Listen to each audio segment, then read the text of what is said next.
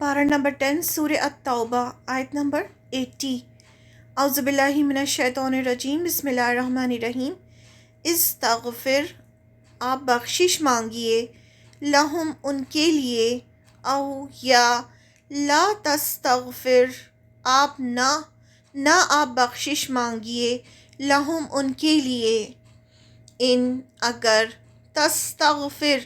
آپ بخشش مانگیں گے، لہم ان کے لیے، 70 مرتن بار، فلن پس ہرگز نہ، یغفر اللہ معاف کرے گا اللہ، لہم انہیں،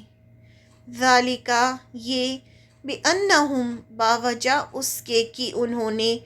کفروا کفر کیا، باللہ اللہ کا، ورسولہ اور اس کے رسول کا، واللہ اور اللہ، لا یہدی نہیں ہدایت دیتا، القوم الفاسقین ان لوگوں کو جو فاسق ہیں۔ یہاں کس کی بات ہو رہی ہے؟ یہاں منافقین کی بات ہو رہی ہے۔ اور کس سے بات کر رہے ہیں اللہ تعالیٰ؟ آپ صلی اللہ علیہ وسلم سے بات کر رہے ہیں کہ آپ ان کے لیے، یعنی ان منافقین کے لیے، آپ رحمت للعالمین تھے نا، تو آپ سب کے لیے چاہتے تھے کہ آپ سب جنت میں جائیں، تو فرما دیا گیا آپ سے کہ آپ ان کے لیے استغفار کریں یا نہ کریں، یعنی آپ صلی اللہ علیہ وسلم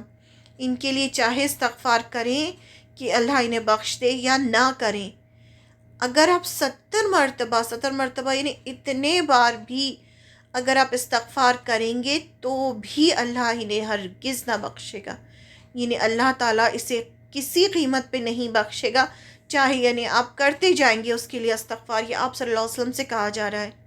یعنی اتنے زیادہ ناراض ہوتے ہیں اللہ تعالیٰ منافقین سے۔ یہ اس لیے پھر ریزن بھی بتایا گیا کہ ایسا کیوں، کہ انہوں نے اللہ سے اور اس کے رسول سے کفر کیا ہے، یعنی انکار کیا ہے اللہ کا بھی اور رسول کا، اللہ کے فرمان کا، رسول کی اتباع نہیں کی، انہوں نے کفر کیا ہے۔ ایسے ایسے فاسق لوگوں کو رب کریم ہدایت نہیں دیتا، یعنی ان کی سزا پھر یہ ہوتی ہے منافقت کی کہ مرتے دم تک پھر انہیں ہدایت نہیں ملتی اور وہ اپنی منافقت پر ہی مرتے ہیں۔ منافقین کی بخشش نہیں ہوگی اگر وہ کفر کی حالت میں مر جائیں، یعنی اپنی منافقت میں ہی اگر وہ مر جائیں گے تو ان کی کبھی بھی بخشش نہیں ہوگی، اور ان کا حال جو مشرکین ہوں گے ان سے بھی بدتر ہوگا، کہ ان کے لیے سب سے نچلے درجے میں ان کو رکھا جائے گا، اور ان کے لیے عذاب علیم یعنی دردناک عذاب ہوگا۔ یہ ایسا کیوں ہوگا؟ کیونکہ یہ دھوکہ دیتے ہیں، یہ جھوٹ بولتے ہیں، یہ وعدہ خلافی کرتے ہیں،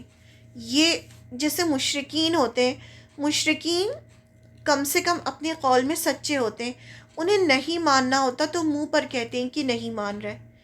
کافر ہوتے ہیں وہ انکار کرتے ہیں، لیکن یہ جو ہوتے ہیں یہ دھوکہ دیتے ہیں، یہ اوپر سے مسلمان ہوتے ہیں اور اندر اندر یہ جھوٹ بھی بولتے ہیں، یہ دھوکہ بھی دیتے ہیں، سارے غلط کام کرتے ہیں یہ، اس لیے یہ زیادہ مستحق ہیں زیادہ بڑے عذاب کے، اس لیے ان کے لیے دردناک عذاب اللہ تعالیٰ نے رکھا ہے، اور ان کی کبھی بھی مغفرت نہیں ہوگی، اور اگر یہ منافقت میں بڑھتے جائیں گے تو پھر اللہ تعالیٰ ان کو ہدایت بھی نہیں دیتا، یہ بھی ان کی سزا ہوتی ہے جو انہیں دنیا میں ملتی ہے، اور آخرت میں ان کی کبھی بھی بخشش نہیں ہوگی،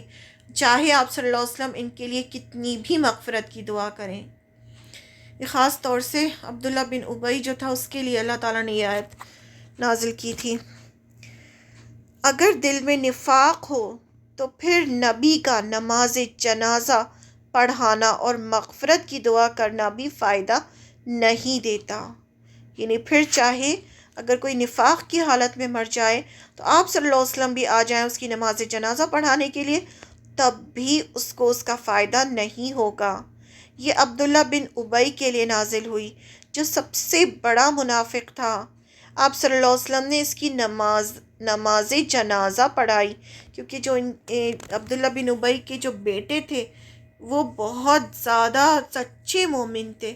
تو انہوں نے آپ صلی اللہ علیہ وسلم سے کہا کہ اس کی جو ہے نماز جنازہ پڑھا دیں، کیونکہ ان کو فکر تھی اپنے باپ کی کہ اس کا کیا حال ہوگا، کیا انجام ہوگا اللہ کے نزدیک۔ تو آپ صلی اللہ علیہ وسلم نے اس کی نماز جنازہ پڑھائی اور مغفرت کی دعا بھی کی، تو اللہ تعالیٰ نے یہ جواب دیا۔ تو آپ صلی اللہ علیہ وسلم نے ان کی بات مان کر جنازے کی نماز بھی پڑھا دی اور دعا بھی کی، تو اللہ تعالیٰ نے آپ صلی اللہ علیہ وسلم کو یہ جواب دیا۔ منافقین کو جہنم کے سب سے نچلے درجے میں رکھا جائے گا اور ان کے لیے عذاب علیم یعنی دردناک عذاب ہے۔ یہ ہمیں اور دوسری جگہ قرآن سے پتہ چلتا ہے، کیونکہ یہ جب بولتے ہیں تو جھوٹ بولتے ہیں، دھوکہ دیتے ہیں۔ جبکہ آپ سوچیں یہ کون منافق کون ہوتے ہیں، یہ کون تھے؟ عبداللہ بن ابی کون تھا؟ عبداللہ بن ابی وہ تھا جو آپ صلی اللہ علیہ وسلم کے ساتھ 5 وقت کی نماز پڑھتا تھا، زکوٰۃ دیتا تھا، جتنے بھی اسلام کے ارکان ہیں وہ اس نے سب پورے کرتا تھا، لیکن اس کے دل میں نفاق تھا، یعنی یہ جھوٹا تھا، یہ دھوکے باز تھا۔ تو اللہ تعالیٰ تو جانتے ہیں دلوں کے حال کہ کون کیسا ہے۔ تو ایسے لوگوں کی مغفرت نہیں ہوتی۔ ہمیں اس آیت سے یہ سیکھنا چاہیے کہ کہیں ایسا تو نہیں کہ ہمارے اندر کسی بھی قسم کی منافقت ہو، کوئی ایسی چیز تو نہیں ہو رہی ہم سے کہ اس کی وجہ سے ہم جو ہے مسلم کی کیٹیگری سے ہم منافق کی کیٹیگری میں چلے جائیں، اللہ نہ کرے۔ کیونکہ ہم اگر ایک بار مسلم سے منافق کی کیٹیگری میں چلے جائیں گے اور اگر ہم نے توبہ نہیں کی اور اسی میں ہماری موت ہو گئی تو پھر ہمارے لیے بھی دردناک عذاب ہوگا۔ اور اگر ہم اپنی منافقت میں بڑھتے جائیں گے تو اس کی سزا جو ہوگی دنیا میں وہ یہ ہوتی ہے کہ پھر اللہ تعالیٰ ہدایت بھی نہیں دیتا، پھر وہ سیدھے راستے پر بھی نہیں آتا۔ بہت سارے لوگ ہوتے ہیں نا ایسے، ہم ان کے ساتھ بہت محنت کرتے ہیں، انہیں بہت کوشش کرتے ہیں دین پر لانے کی، لیکن وہ چینج نہیں ہوتے، وہ بڑھتے جاتے ہیں اپنی اسی حالت میں آگے بڑھتے جاتے ہیں۔ تو وہ ایک طرح سے اللہ تعالیٰ کی طرف سے انہیں سزا ہوتی ہے، کیونکہ اللہ تعالیٰ دیکھ لیتے ہیں کہ کون ہدایت چاہتا ہے اور کون اپنی دنیا کی محبت میں آگے بڑھتا جاتا ہے اور اس کو صرف دنیا ہی دنیا چاہیے اور اسے دین سے کوئی مطلب نہیں، تو پھر ایسے لوگوں کو ہدایت نہیں ملتی۔